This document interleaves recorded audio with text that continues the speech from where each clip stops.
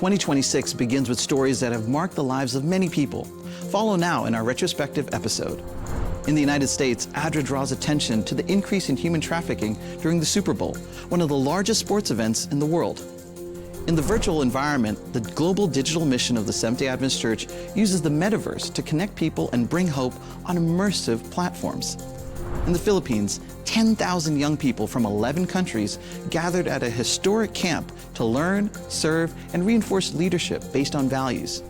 And in Africa, the Pan-African Congress mobilized young people from across the continent to intentionally and efficiently transform communities. The ANN starts now.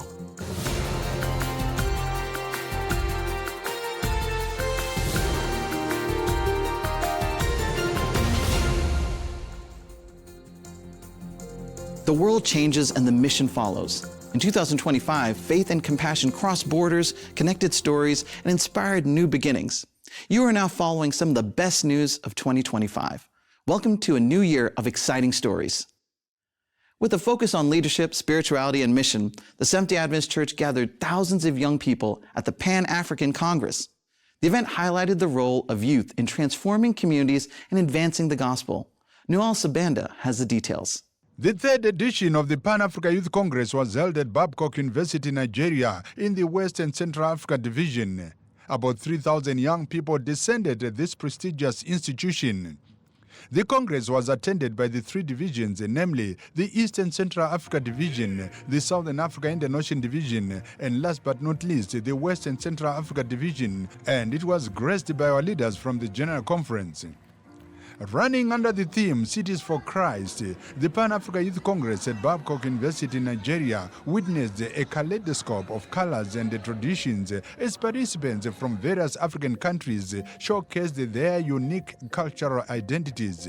The air was filled with excitement as each nation proudly represented their heritage through intricately designed outfits. Music and dance was the toast of the week-long Congress.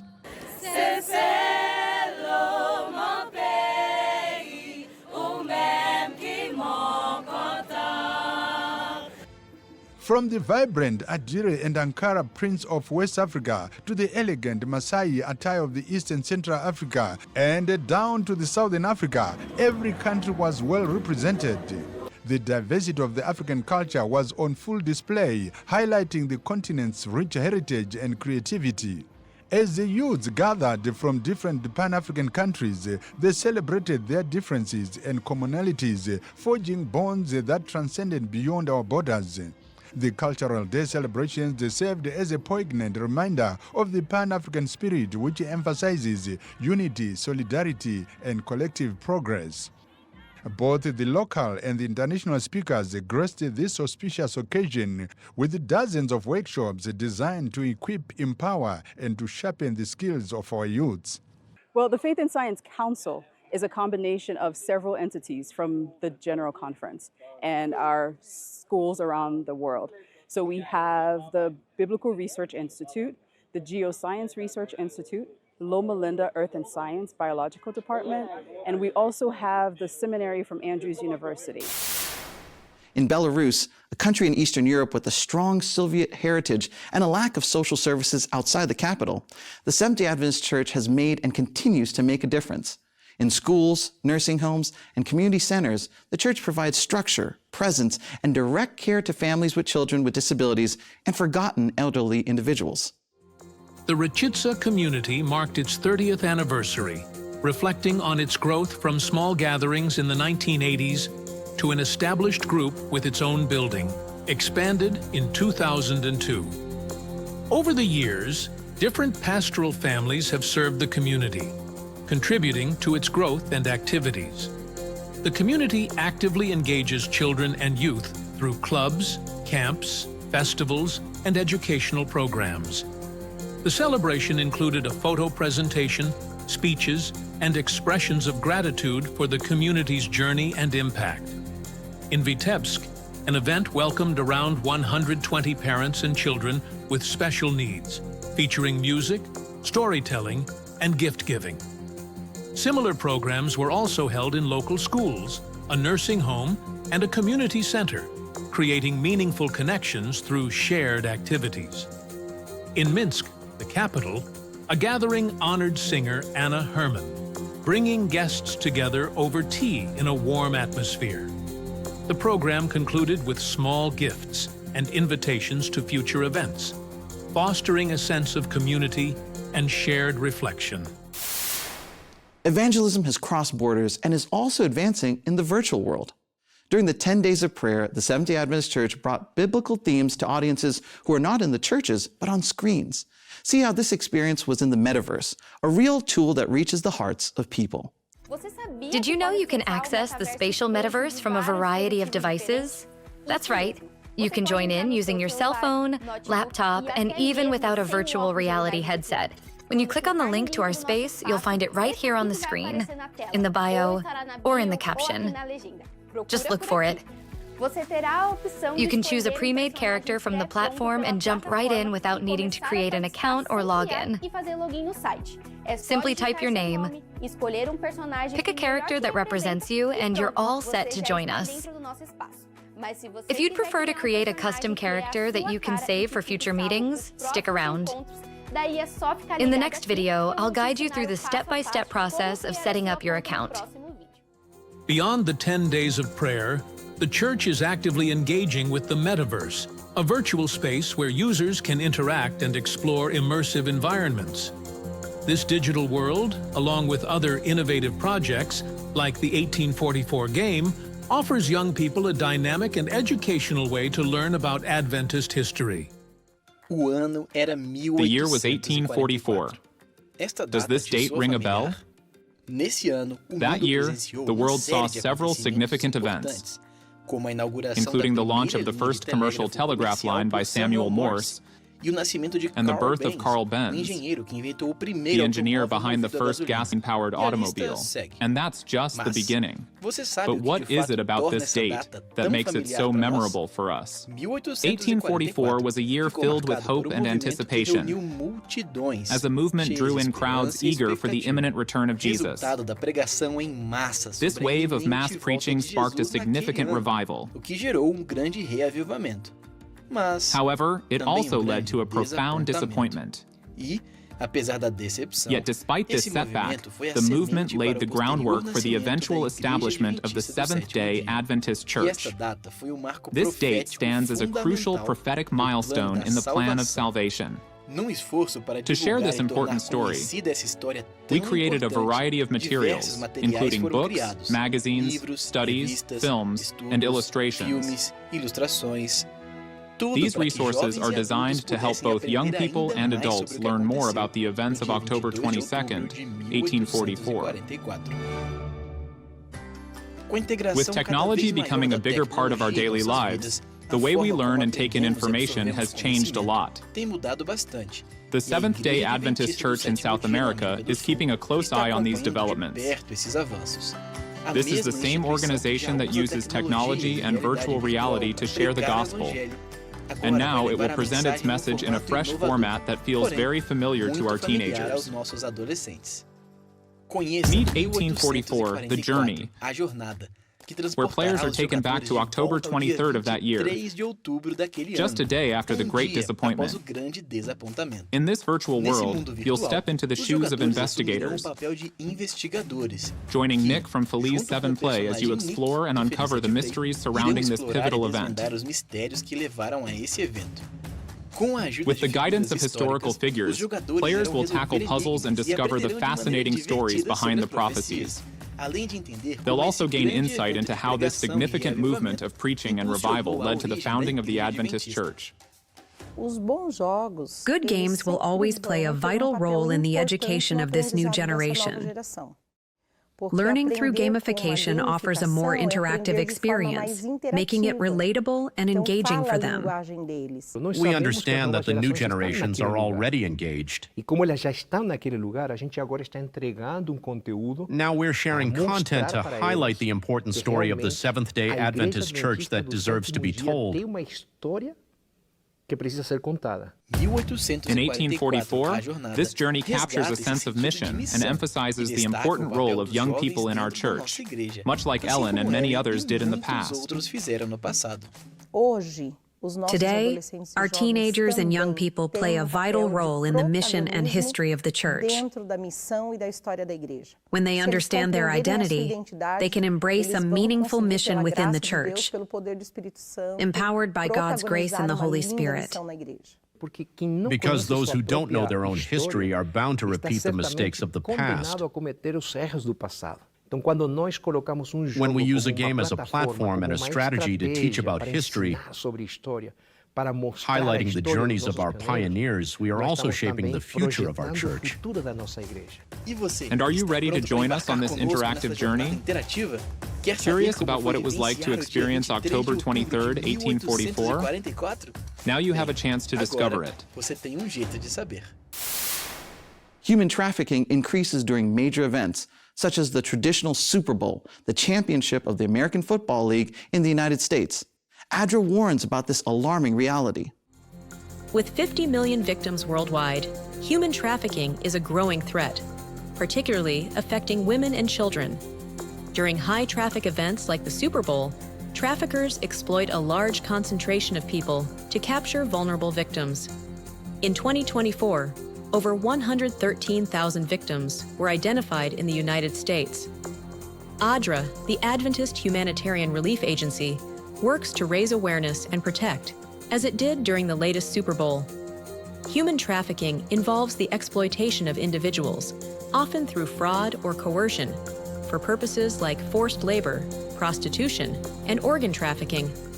Signs of alert in victims include excessive fear of authorities, lack of documents, and degrading living conditions. Recognizing these signs can save lives. Join ADRA in the fight against human trafficking and help create a safer world for everyone. In Jamaica, an international Congress issued a warning about the escalating religious intolerance. With increasing cases of violence and discrimination, leaders advocated for religious freedom as a fundamental and urgent right. Dr. Nelu Bercia warned about the rise of religious persecution, including violence, discrimination, and intolerance against religious minorities, especially in regions where they are most vulnerable. Bercia also highlighted the impacts of religious nationalism and secularism on freedoms, emphasizing that only through tolerance and mutual respect can religious freedom be ensured for all. The event brought together leaders from various sectors, emphasizing the importance of defending this fundamental right. In Cambodia, a country with a majority Buddhist population and little contact with Christianity, an Australian decided to build more than just a studio. Tim left everything behind and went with his family to Southeast Asia on a humanitarian mission and discovered in media a powerful tool to tell stories of faith. The outcome surprised even him. Media ministry gives them an opportunity on Sabbath to have church, even if it's online. Dreamer. That's what people might have called Tim when he first shared his vision of building a studio to spread the gospel in the language of the Cambodian people, Khmer. But before anyone could doubt him, he had already faced and overcome enormous challenges with God by his side. His mission not only became a reality, but also grew and thrived. And we have a number of areas we work in. We have 2 schools, K-12 in one, and a primary school. And then we have an orphanage and an elderly people's home and media center, a butterfly garden, a plant nursery, and we manage a campground and soon to get started on a lifestyle resort. The smile on his face reflects the years of dedication that have shaped him. His work has expanded into multiple initiatives, including the studio, a project that needed people and resources. And it happened. But this step wasn't easy. They needed a solid structure to support their goal, and, of course, an investment that would meet the demand for equipment. 2009, my friend John Wood was in Thailand, and he was talking to an architect about the plans for a studio in Chiang Mai, Thailand. And I went to meet him and meet the architect, and I came back with their plans, modified them a little bit, and we began building our studio with a $200 donation. Wow. So we do everything by faith and believing that if it's God's will, then He's going to provide. The studio was born to restore hope and, most importantly, to reveal its true source, Jesus, the Savior. The hard thing is like try to take the people turn back to God. It's very hard because right now the people have sin, so it's very hard to take them back to God. So if you are like many people in Cambodia, so when they heard the name of Jesus, they feel like hate people like that. Now the studio has dozens of students who support and believe in the power of digital evangelism. They continue to learn from one another, share their experience, and feel at home. I start to learn by myself and watching, others. I mean, the old workers, what they do, and then I can learn from them and to see how they do things. So, yeah, that's what I learned. And sometimes I went to like website or YouTube so that I can find some more lesson and learn and do it by myself. I like working here because like we work like we are like the family, like not like different people. Like if I work outside, I don't feel like family. They know this work is transforming the lives of those who are far from churches or faith communities, drawing them closer to heaven. In Cambodia, we have about 130 worship groups around the country. That's for 16 million people plus. Our churches are scattered far and wide, and many people are too far away from a church to get there on Sabbath or to have a Christian family to fellowship with. So our media ministry gives them an opportunity on Sabbath to have church, even if it's online. Tim and his growing family continue working to fulfill the Master's command to go and make disciples to the ends of the earth, in this case, across all of Cambodia. More than 10,000 teenagers from 11 countries in Southeast Asia filled the International Pathfinder Camporee at Mountain View College in the Philippines. With the theme, Rebuilding the Altar, the event was a direct call to personal transformation and community impact. The opening ceremony highlighted the importance of personal growth and leadership development among youth. Organizers emphasized that the Camporee goes beyond skills training and outdoor activities, focusing on reflection, transformation, and community engagement. Participants will take part in leadership sessions, outreach activities, and physical challenges designed to help them become well-rounded individuals ready to contribute to society. From Cuba to Russia and to a new life of faith, in Moscow, 4 immigrants were baptized after finding acceptance and purpose in the Seventh-day Adventist Fakal community. The community's connection with Cuban newcomers began 2 years ago, leading to the formation of a support group led by Lucy, a member of the Adventist Church. Last year, a young woman from Marbella took the first step in this journey by getting baptized, inspiring others to follow. Through dedication and resilience, 4 individuals, Alexander, Amanda, Lisney, and Lismer, reached this important milestone, committing their lives to Christ through baptism. Despite the challenges of adapting to a new country, they continue to grow and integrate, with the community supporting them as they welcome more newcomers. From digital radio in Ghana to leadership training in Nigeria, the global mission of the Seventh-day Adventist Church continues to advance. Across various fronts and languages, the focus is on preparing, communicating, and acting with a sense of urgency. In Africa, trainings and meetings have been empowering individuals and platforms for the mission. A web radio training in Accra, Ghana, brought together media leaders from 7 African countries to explore how digital platforms can enhance evangelism.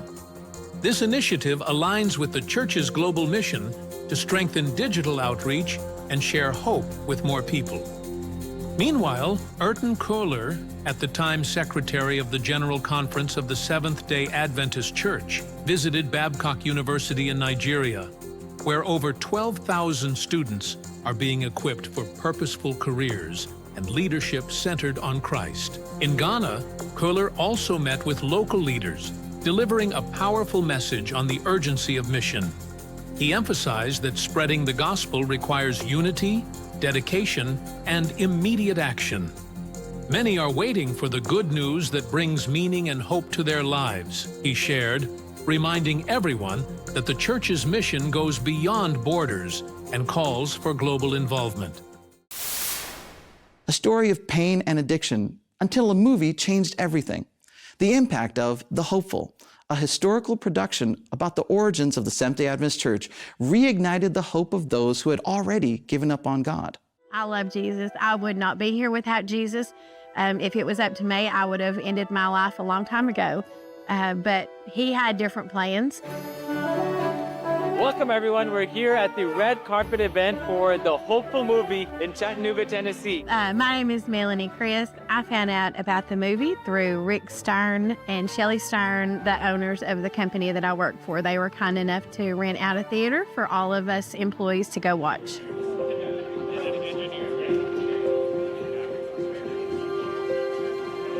It was incredible. And once I found out it was a true story at the end, I was blown away. I was blown away. And Ellen is so inspiring, the things that she went through, and she was able to come back from that, rise up like a phoenix, and still serve God. No bitterness, no anger, just that love of Jesus. It's so inspiring. We're very excited about this. It's rolling out in 900 theaters across the nation, first here in America. You know, it's your story. It's our story. So make it that. And I really hope that you enjoy it. It's a beautiful, beautiful movie. There is no time for delay. Jesus will return in but 4 short years. I grew up in church. When I was 18, my grandfather got sick, and I just knew he would be healed, and he wasn't. And at that moment, I decided I would be a self-proclaimed atheist. And so all through my 20s, I did not follow Jesus Christ at all. I wrestled with drug addiction, suicidal thoughts, anxiety, depression for years and years and years. In my 30s, I wound up gaining so much weight that I weighed over 400 pounds. I was very, very sick. I could barely walk. I could not do simple things like taking a garbage bag out of a garbage can. I couldn't do it. My liver was failing. My kidney function was off. Excruciating pain all the time. So anyway, one day I was in the bathroom and I was home by myself, and I had just gotten out of the shower and I fell in the bathroom, and I was too big and too weak to get myself up out of the floor. While I was in the floor, face down, I was crying, and I reached in a mound of dirty clothes, because when you're depressed like that, you're not cleaning. When you can't walk, you can't clean, you know. I reach out, and my hand hits a rat, a dried, dead rat in my clothes. And I completely broke, and I sobbed. In that moment, I said, God, you have to help me or I'm gonna die. And immediately, that peace that passes all understanding. So that peace fell over me immediately. So I laid there for another 4 hours until my son got home, and he got me. And I told my son, I'm not doing this anymore. I'm gonna figure out how to get well. So I started on YouTube and Google. I started researching things on, how to do better. I found the Daniel fast, the 21 days, and that was where it started. I lost about 30 pounds in the first month. Now I have no limitations. I can run. I exercise 5 days a week. I just got a new marketing position, which is unheard of. In that short amount of time of following God, He's brought me full circle, and He has given me my healing. And whatever He wants me to do, I'll do. I'll do it all. So for someone who less than 4 years ago could not walk 20 feet without a walker, here I am. We feel the love of Jesus. It lifts us up, it carries us forward, and it will guide us home. This film was so inspiring and uplifting, and in this day and age, we need that. You know, we all need something to bring us up and to lift us up. It's something that I feel like will bring people together. It gives us all a common ground. You know, we need more uplifting stories and more stories that point us to the source, to Jesus Christ, because that's where our hope comes from. That's where our peace comes from.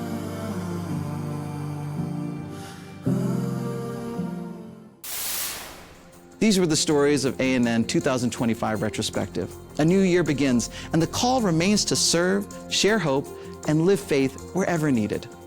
Follow new episodes on our YouTube channel and on Saturdays at 6:30 in the evening on Hope Channel. Happy 2026 with purpose, courage, and faith. Until the next edition.